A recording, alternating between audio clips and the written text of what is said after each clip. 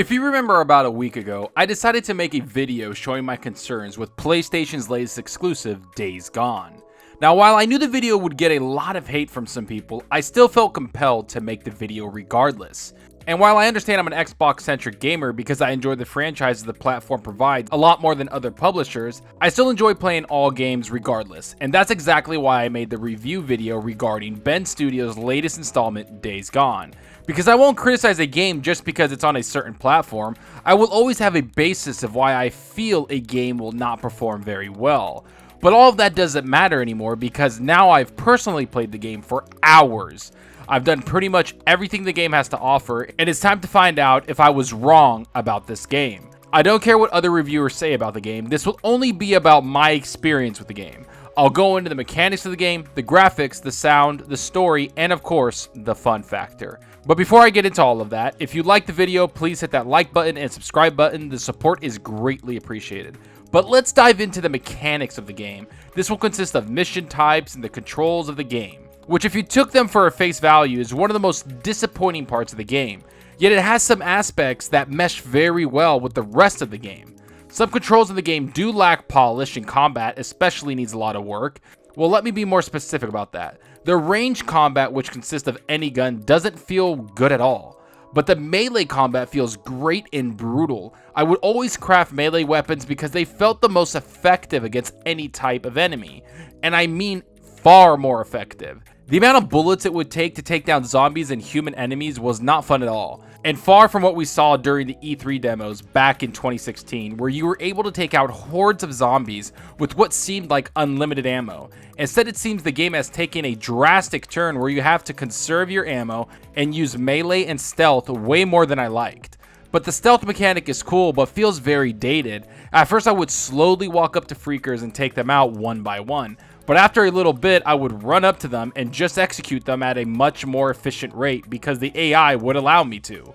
Not to mention, I started to use my melee weapons at an alarming rate because I could just repair them with a skill I acquired. And I wouldn't have the problem of running out of ammo as I shot over 4 to 5 bullets into a single freaker. And the other thing I didn't like about the controls was that I would have to hold 3 different buttons while running around to craft something. You would have to hold R1 and move your cursor over and hold it in the direction of the item you want, and then hold L1 to craft the item.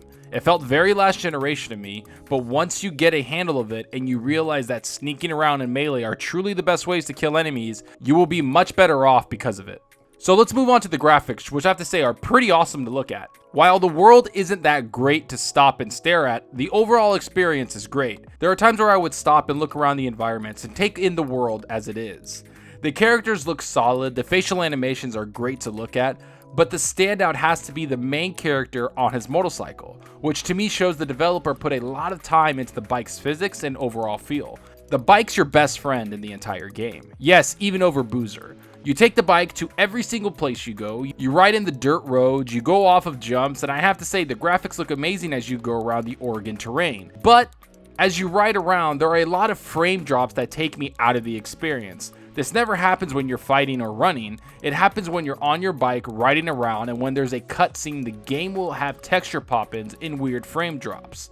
The day one patch didn't solve these issues, and they also brought another patch a couple days later and another one on Sunday, which didn't fix either of these issues. So while the game looks great when you aren't moving fast, or when you stop and take a screenshot, there's much to be desired as you're moving around with your bike, or when you look at the details of some areas. You can tell that they didn't really put too much detail into the actual world for someone to stop and look closely at it. But let's go into the sound of the game, which I have to say is pretty cool. The bike again is the standout. I love how the bike sounds as you ride around, and the sound of your bike will attract freakers to you, so be careful not to ride into every single mission. Take your time and park your bike in a good place in case you need to make a quick getaway. And the sounds of the guns are pretty awesome. They sound powerful, even though they don't pack a punch, they still have a solid sound to them. The melee damage is also pretty awesome. It sounds very gruesome, and unlike the guns, actually causes massive amount of damage to the enemies, if you upgraded your damage to melee weapons, of course. But the weird part of the sound is the voice acting, which I think is pretty top notch. The characters have cool moments and sound very unique. The only problem is the dialogue that is written for them is lacking. So while the characters sound pretty cool, they are held back by the writing.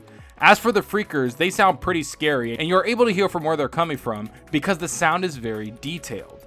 Even if you're playing with speakers, you can hear the direction they're coming from because the sound is so on point. And as for the hordes that come after you, the sound is pretty terrifying. You feel the urgency to run around and try to survive, but also run around setting off explosions, trying to whittle the amount of freakers chasing you. But I do have to bring up one of the most annoying aspects of the sound, and that's when you pick up a recording, the playback will come straight from your controller, which is extremely game breaking. Not to mention annoying, because if you're playing late at night and you have headphones on, it doesn't matter. The recording will play from your controller and make a lot of noise around your house. It was pretty annoying, especially since I was playing late at night, and I probably woke up everybody, including my cat. But let's move on to the story, which I promise I won't try to put that many spoilers in. The story starts off with Deacon and the two most important people in the world to him, his girl and his best friend Boozer. It's the start of the apocalypse, and Deacon is trying to save his girl by putting her on a helicopter while he stays back and helps Boozer survive. And as you progress through the story, you realize that all Deacon has is Boozer and his bike. Yet the friendship of Boozer and Deacon only goes for about 30 minutes, and then for most of the game, Boozer is designated to the tower, and you are off on your own, and all Boozer does is talk to you through a radio. I don't feel a connection to any character in the story, and when you try to help someone, they don't take the help. That includes your best friend, and instead of Deacon acting like he cared, he would just let the character do what they want and basically let his friends, if you can call them that, almost die. And almost every character is designated to just radio calls that progress the story, which I'm used to in looter shooter games, but not single player games trying to immerse you into a story. But I do have to admit, the story does pick up once you get to a certain point, but that's far too long into the story. I was almost 12 hours or maybe even 15 to 18 hours into the game, and I truly started getting into the story. But a lot of the bad writing and controls held my experience back, and again, I felt the game took way too long for me to get into the story. 15 to 18 hours is a very long time for a game to grab you, and I'm honestly being very kind about the word grab, because I still have issues with the story and I don't feel compelled to play the game non-stop. While the game does have a lot of cutscenes, a lot of them are load screen cutscene, day-night cycle which isn't dynamic and forced upon you on most missions, and then a 2-minute cutscene that doesn't really have any depth. Yet the strong voice acting, some of the cool characters does give the game a little bit of heart. Is it God of War levels of storytelling? Not even close, but it does have enough for some people to get immersed in. And the mystery surrounding the freakers and some of the characters does keep you interested enough to keep playing the game as you progress.